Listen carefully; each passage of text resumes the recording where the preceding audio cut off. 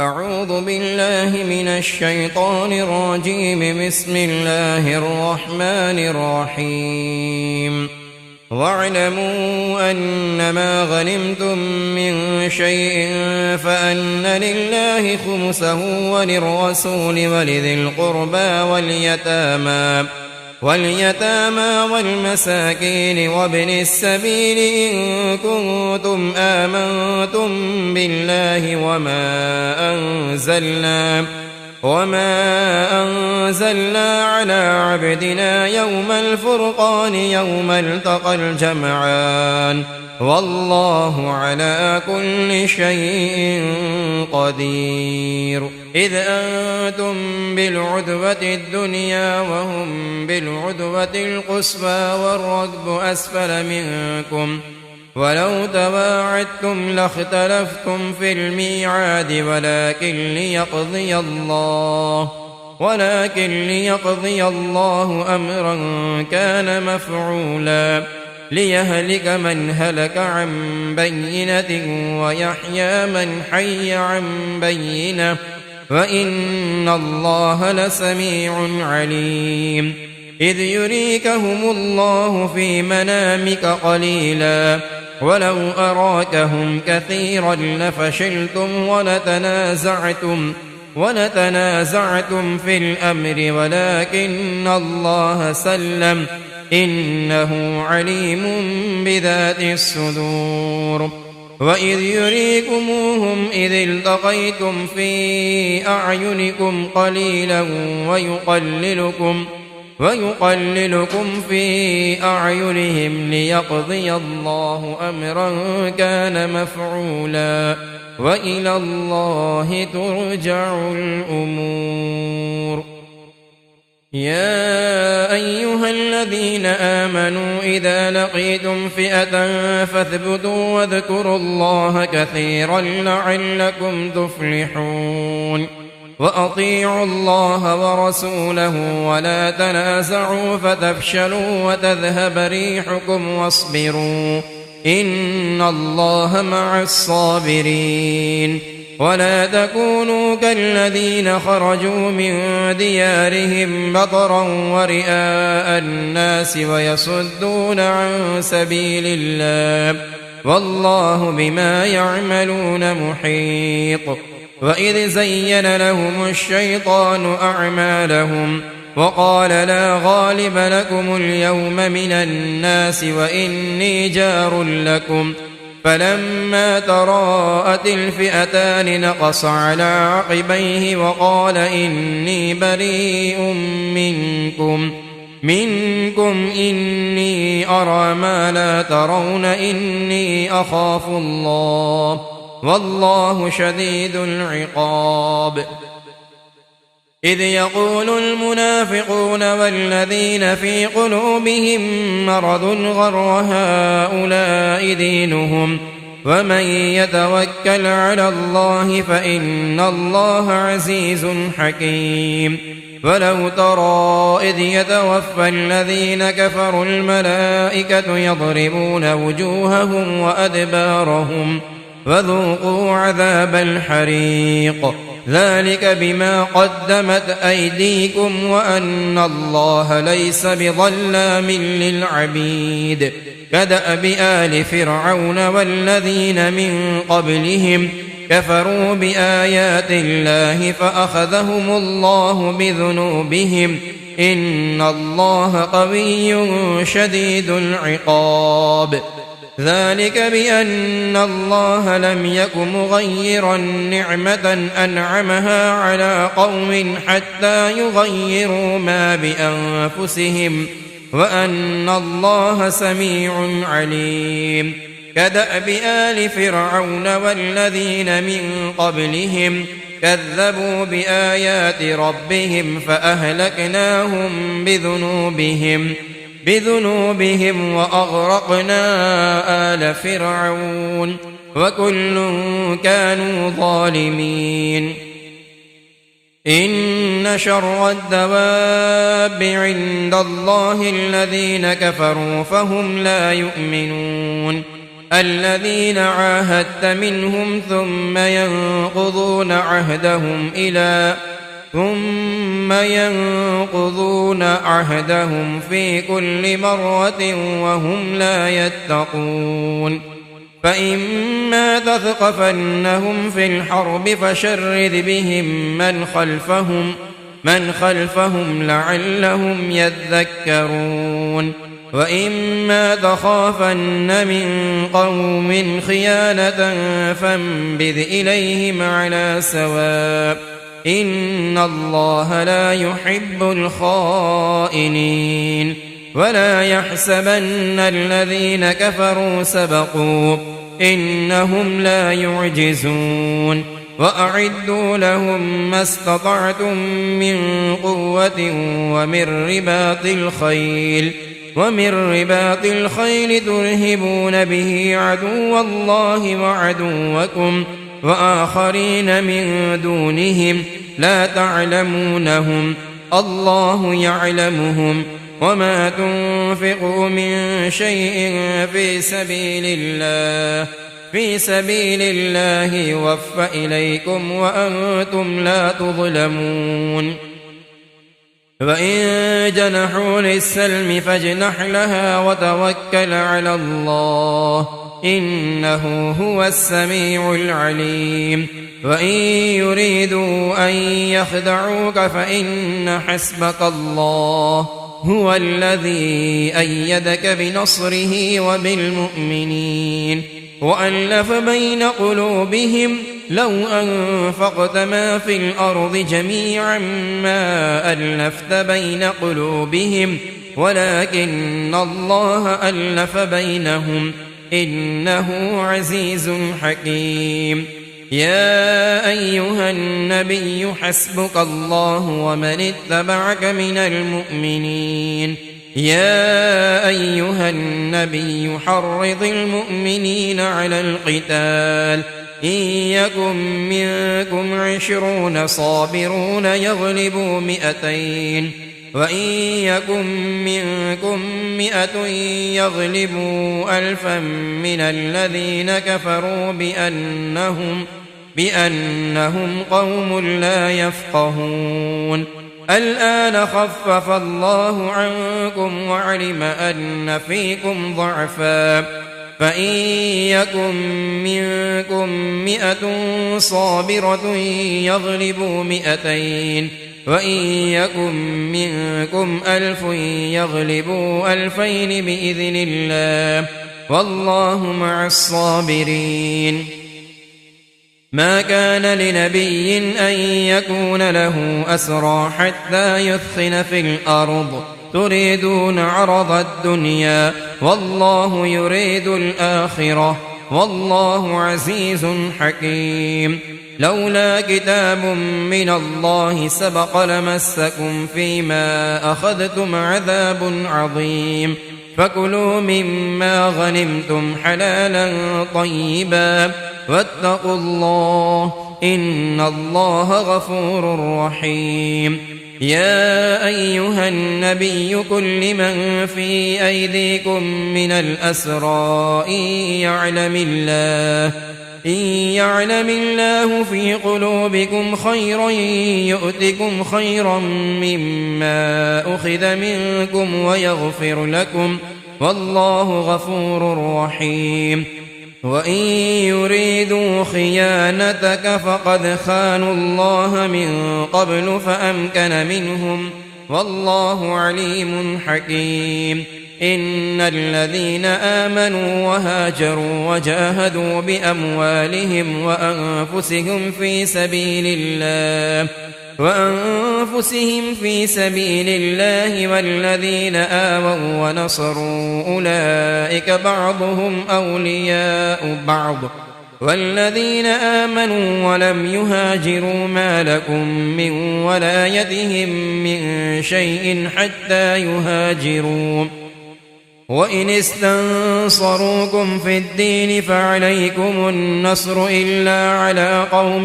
بينكم وبينهم ميثاق والله بما تعملون بصير والذين كفروا بعضهم أولياء بعض إلا تفعلوه تكن فتنة في الأرض وفساد كبير والذين آمنوا وهاجروا وجاهدوا في سبيل الله والذين آووا ونصروا أولئك هم المؤمنون حقا لهم مغفرة ورزق كريم والذين آمنوا من بعد وهاجروا وجاهدوا معكم فأولئك منكم وأولو الأرحام بعضهم أولى ببعض في كتاب الله إن الله بكل شيء عليم براءة من الله ورسوله إلا الذين عاهدتم من المشركين فسيحوا في الأرض 4 أشهر واعلموا أنكم غير معجز الله وأن الله مخزي الكافرين وأذان من الله ورسوله إلى الناس يوم الحج الأكبر أن الله بريء من المشركين ورسوله فإن تبتم فهو خير لكم وإن توليتم فاعلموا أنكم غير معجز الله وبشر الذين كفروا بعذاب أليم إلا الذين عاهدتم من المشركين ثم لم ينقصوكم شيئا ولم يظاهروا عليكم أحدا فأتموا إليهم عهدهم إلى مدتهم إن الله يحب المتقين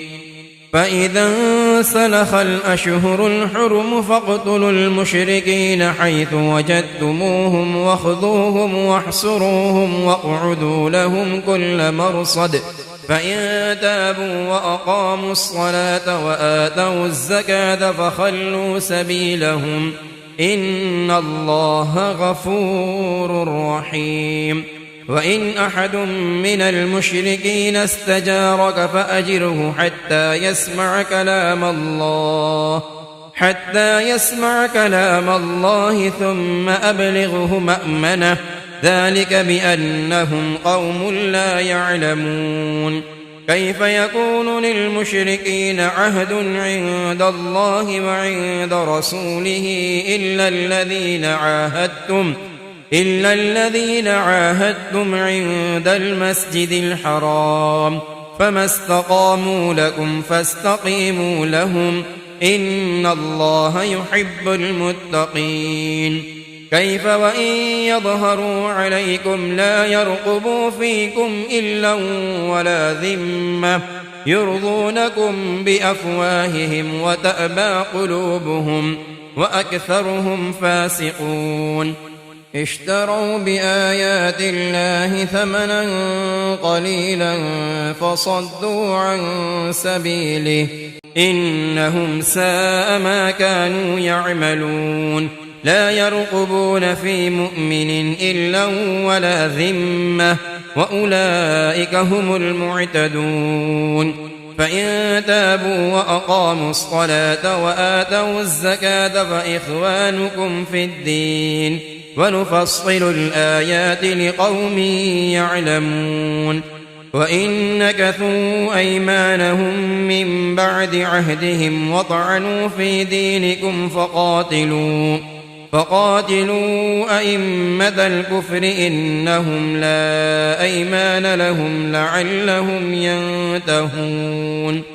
ألا تقاتلون قوما نكثوا أيمانهم وهموا بإخراج الرسول وهم بدؤوكم أول مرة أتخشونهم فالله أحق أن تخشوه إن كنتم مؤمنين قاتلوهم يعذبهم الله بأيديكم ويخزهم وينصركم عليهم ويشف صدور قوم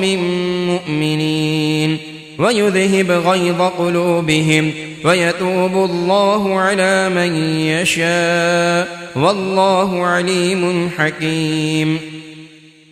أم حسبتم أن تتركوا ولما يعلم الله الذين جاهدوا منكم ولم يتخذوا من دون الله ولا رسوله ولا المؤمنين وليجة والله خبير بما تعملون. ما كان للمشركين أن يعمروا مساجد الله شاهدين على أنفسهم بالكفر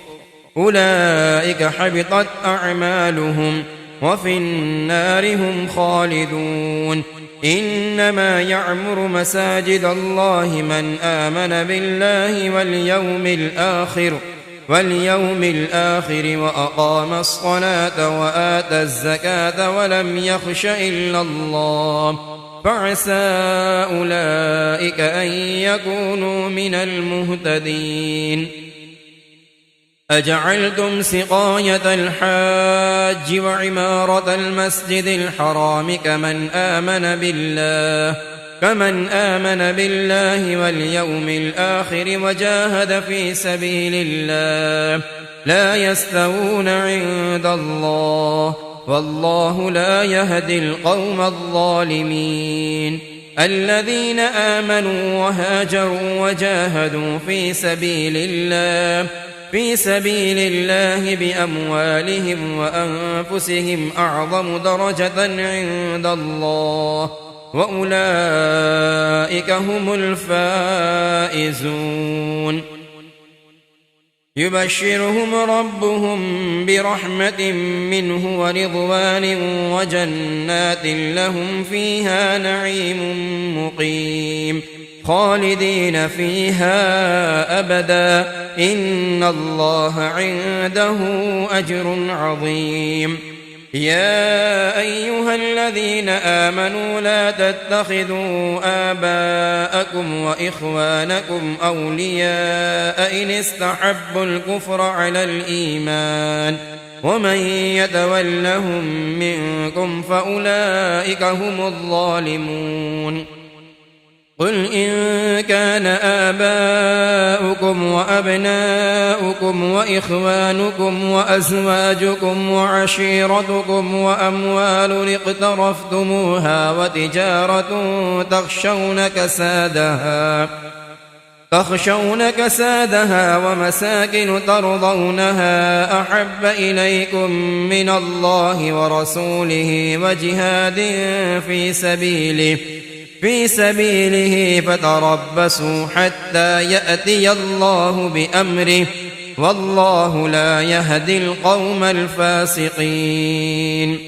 لقد نصركم الله في مواطن كثيرة ويوم حنين إذ أعجبتكم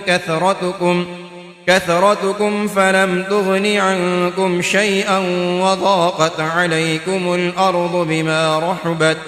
بما رحبت ثم وليتم مدبرين. ثم أنزل الله سكينته على رسوله وعلى المؤمنين وأنزل جنودا لم تروها وعذب الذين كفروا وذلك جزاء الكافرين. ثم يتوب الله من بعد ذلك على من يشاء والله غفور رحيم. يا أيها الذين آمنوا إنما المشركون نجس فلا يقربوا المسجد الحرام بعد عامهم هذا وإن خفتم عيلة فسوف يغنيكم الله من فضله إن شاء إن الله عليم حكيم. قاتلوا الذين لا يؤمنون بالله ولا باليوم الآخر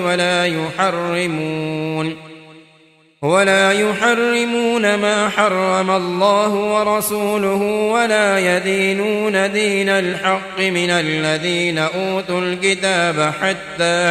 حتى يعطوا الجزية عن يد وهم صاغرون. وقالت اليهود عزير ابن الله وقالت النصارى المسيح ابن الله، ذلك قولهم بأفواههم يضاهئون قول الذين كفروا من قبل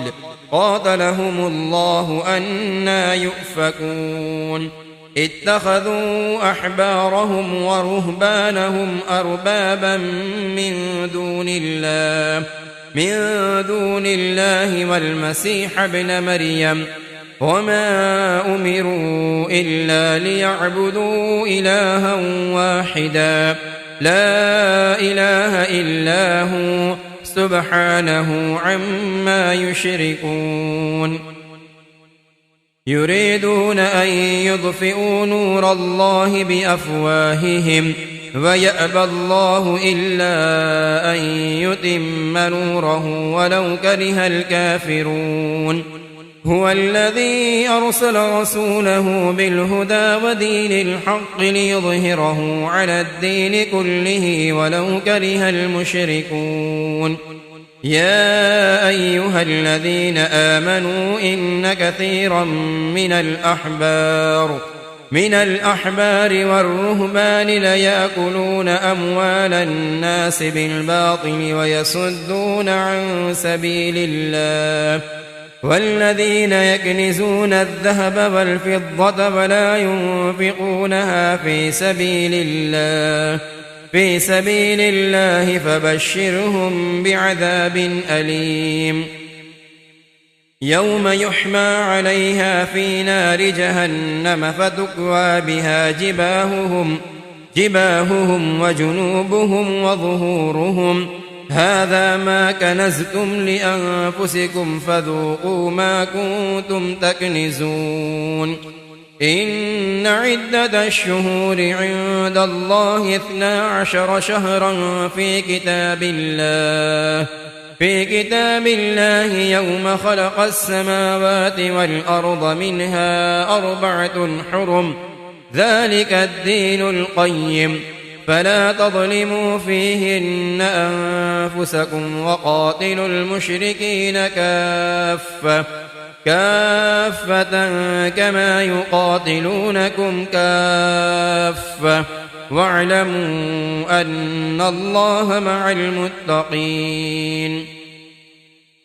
إنما النسيء زيادة في الكفر يضل به الذين كفروا يحلونه عاما ويحرمونه عاما ليواطعوا عدة ما حرم الله فيحلوا ما حرم الله، زين لهم سوء أعمالهم والله لا يهدي القوم الكافرين.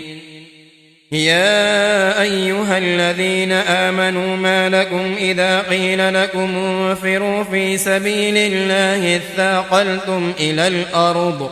أرضيتم بالحياة الدنيا من الآخرة فما متاع الحياة الدنيا في الآخرة إلا قليل. إلا تنفروا يعذبكم عذابا أليما ويستبدل قوما غيركم ولا تضروه شيئا والله على كل شيء قدير. إلا تنصروه فقد نصره الله إذ أخرجه الذين كفروا ثاني اثنين إذ هما في الغار إذ يقول لصاحبه لا تحزن إن الله معنا، فأنزل الله سكينته عليه وأيده بجنود لم تروها وجعل كلمة الذين كفروا السفلى وكلمة الله هي العليا والله عزيز حكيم.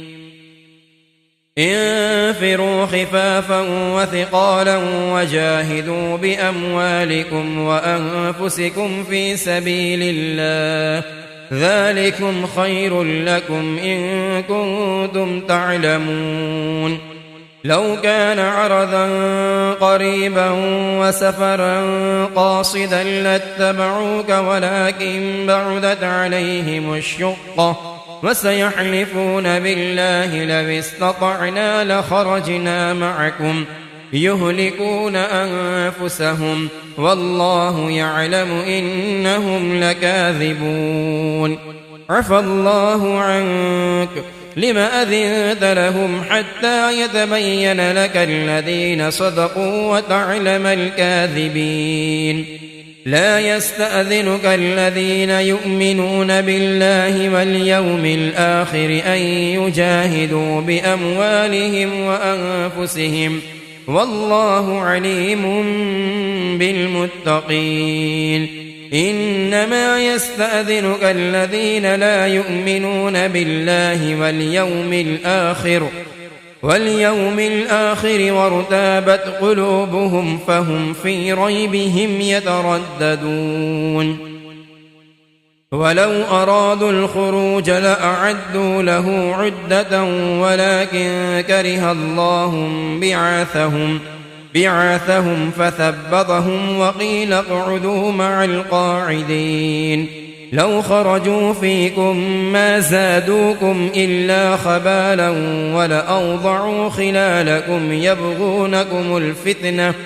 وفيكم سماعون لهم والله عليم بالظالمين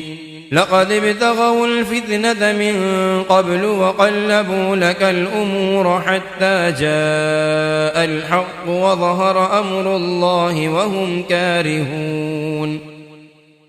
ومنهم من يقول ذلي ولا تفتني ألا في الفتنة سقطوا وإن جهنم لمحيطة بالكافرين إن تصبك حسنة تسؤهم وإن تصبك مصيبة يقولوا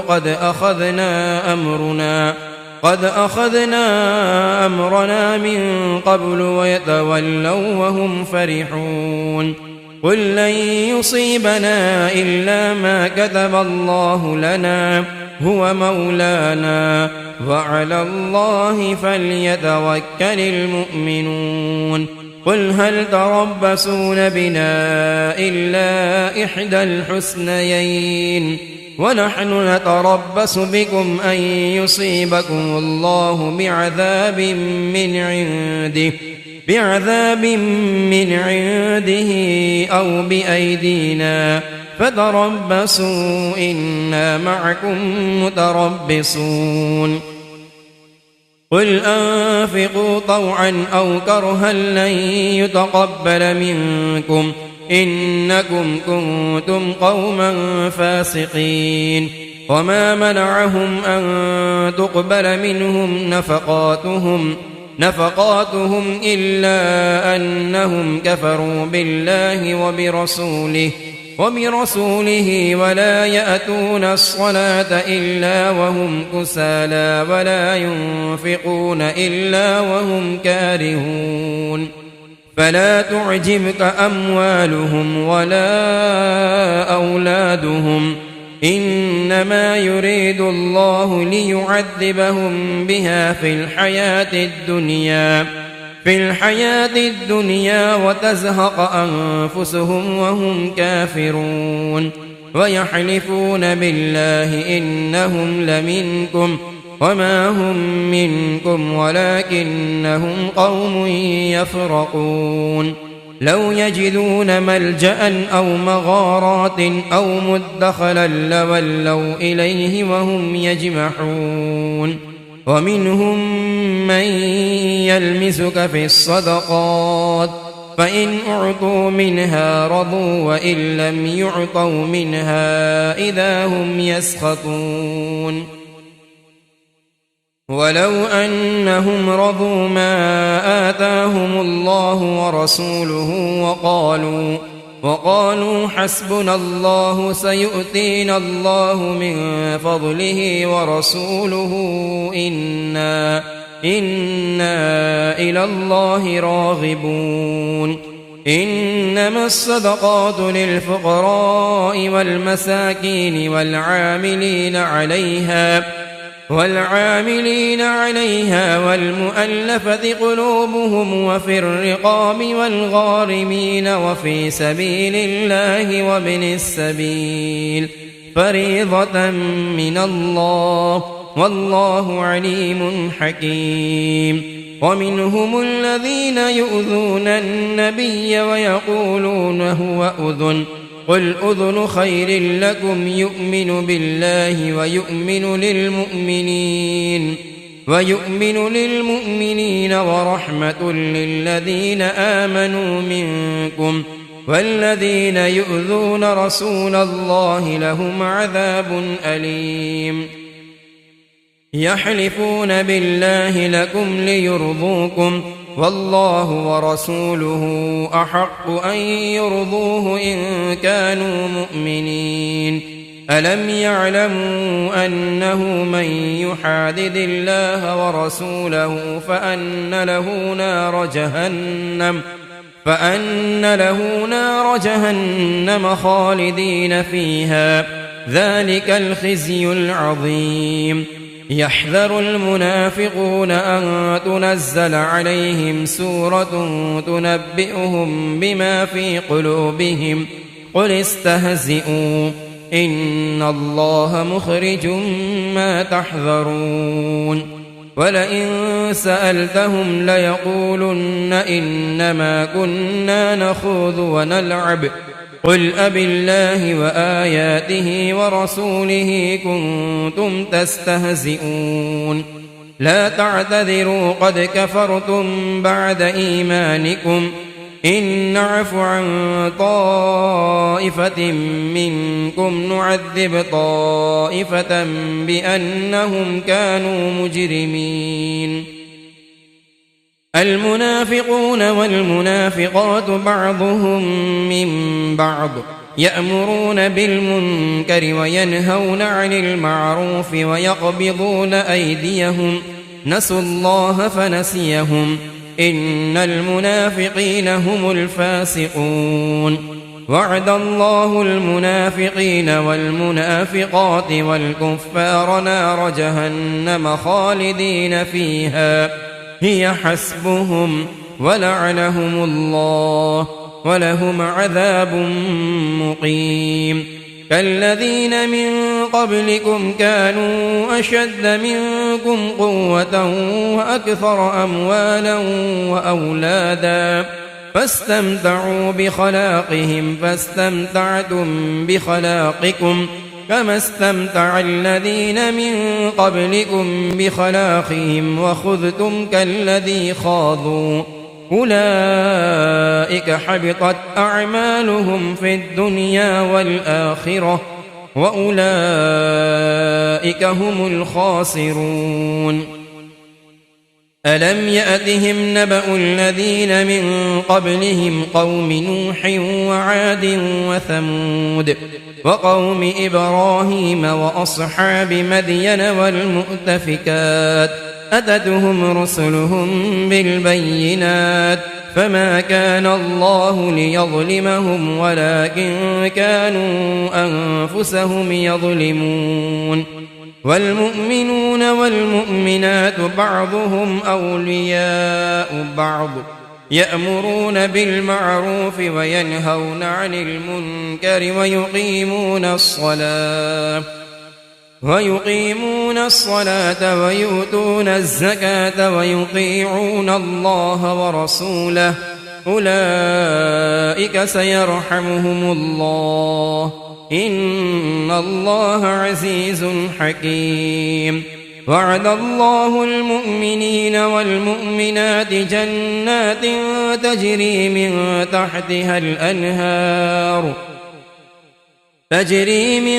تحتها الأنهار خالدين فيها ومساكن طيبة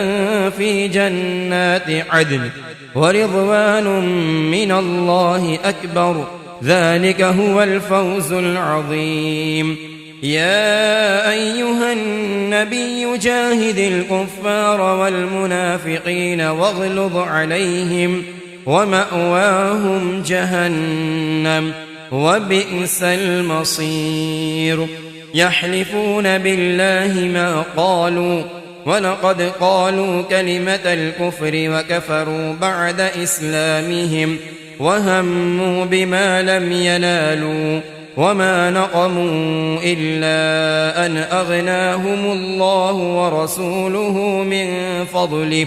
فإن يتوبوا يك خيرا لهم وإن يتولوا يعذبهم الله عذابا أليما في الدنيا والآخرة وما لهم في الأرض من ولي ولا نصير ومنهم من عاهد الله لئن آتانا من فضله لنصدقن ولنكونن من الصالحين فلما آتاهم من فضله بخلوا به وتولوا وهم معرضون فأعقبهم نفاقا في قلوبهم إلى يوم يلقونه بما أخلفوا الله ما وعدوه وبما كانوا يكذبون ألم يعلموا أن الله يعلم سرهم ونجواهم وأن الله علام الغيوب الذين يلمزون المطوئين من المؤمنين في الصدقات والذين لا يجدون إلا جهدهم فيسخرون منهم سخر الله منهم ولهم عذاب أليم استغفر لهم أو لا تستغفر لهم إن تستغفر لهم 70 مرة فلن يغفر الله لهم ذلك بأنهم كفروا بالله ورسوله والله لا يهدي القوم الفاسقين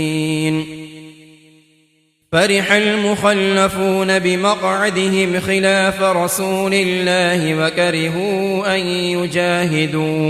أن يجاهدوا بأموالهم وأنفسهم في سبيل الله وقالوا لا تنفروا في الحر قل نار جهنم أشد حرا لو كانوا يفقهون فليضحكوا قليلا وليبكوا كثيرا جزاء بما كانوا يكسبون فإن رجعك الله إلى طائفة منهم فاستأذنوك للخروج فقل لن تخرجوا معي أبدا ولن تقاتلوا معي عدوا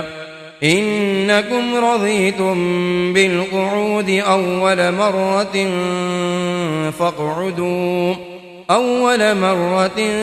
فاقعدوا مع الخالفين ولا تصل على أحد منهم مات أبدا ولا تقم على قبره إنهم كفروا بالله ورسوله وماتوا وهم فاسقون ولا تعجبك أموالهم وأولادهم إنما يريد الله أن يعذبهم بها في الدنيا وتزهق أنفسهم وهم كافرون وإذا أنزلت سورة أن آمنوا بالله وجاهدوا مع رسوله استأذنك أولو الطول منهم وقالوا ذرنا نكن مع القاعدين رضوا بأن يكونوا مع الخوالف وطبع على قلوبهم فهم لا يفقهون لكن الرسول والذين آمنوا معه جاهدوا بأموالهم وأنفسهم وأولئك لهم الخيرات وأولئك هم المفلحون أعد الله لهم جنات تجري من تحتها الأنهار خالدين فيها، ذلك الفوز العظيم. وجاء المعذرون من الأعراب ليؤذن لهم، وقعد الذين كذبوا الله ورسوله، فيصيب الذين كفروا منهم عذاب أليم. ليس على الضعفاء ولا على المرضى ولا على الذين لا يجدون ما ينفقون حرج إذا نصحوا لله ورسوله، ما على المحسنين من سبيل، والله غفور رحيم. ولا على الذين إذا ما أتوك لتحملهم قلت لا أجد ما أحملكم عليه، فولوا وأعينهم تفيض من الدمع حزنا ألا يجدوا ما ينفقون. إنما السبيل على الذين يستأذنونك وهم أغنياء رضوا بأن يكونوا مع الخوالف وطبع الله على قلوبهم فهم لا يعلمون.